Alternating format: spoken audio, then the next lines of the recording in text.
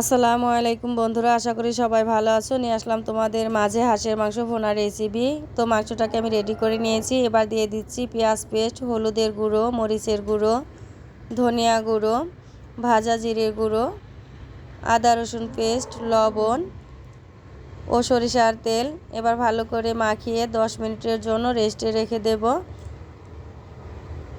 এটা কোনো নতুন রেসিপি না বন্ধুরা, তো আমি যেভাবে রান্না করি সেটাই তোমাদের মাঝে শেয়ার করলাম।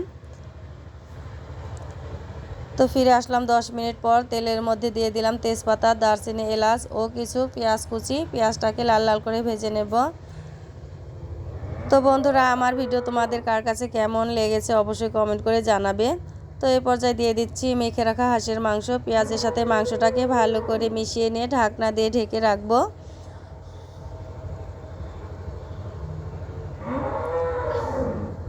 কিছুক্ষণ পর ঢাকনা তুলে আবার নেড়ে চেড়ে নেব। এভাবে ঢাকনা দিয়ে ঢেকে রাখবো, তুলবো। হাঁসের মাংস যত সময় নিয়ে কষাবে ততই খেতে সেটা ভালো লাগবে। তো এখন দিয়ে দিচ্ছি সামান্য একটু পানি। এই পানিটুকু আমি শুকিয়ে নেব।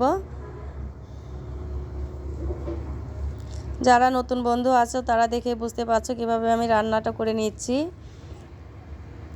তো এই পর্যায়ে দিয়ে দিচ্ছি পরিমাণ মতো পানি। ঢাকনা দিয়ে আবার ঢেকে রাখবো। তো বলক চলে এসছে। ঢাকনাটা তুলে এবার দিয়ে দিচ্ছি কয়েকটা গোটা কাঁচামরিচ।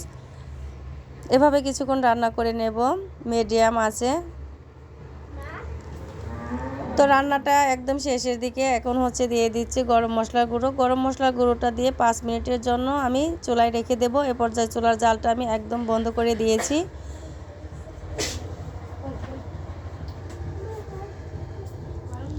অবশ্যই আমার বন্ধুরা কমেন্ট করে জানাবে তোমাদের কার কাছে কেমন লেগেছে। তো যখন একটা ভিডিও তোমাদের মাঝে শেয়ার করি তো জানতে ইচ্ছে করে তোমাদের কাছে কেমন লাগলো। তো এই তো দেখো ফাইনাল লুক।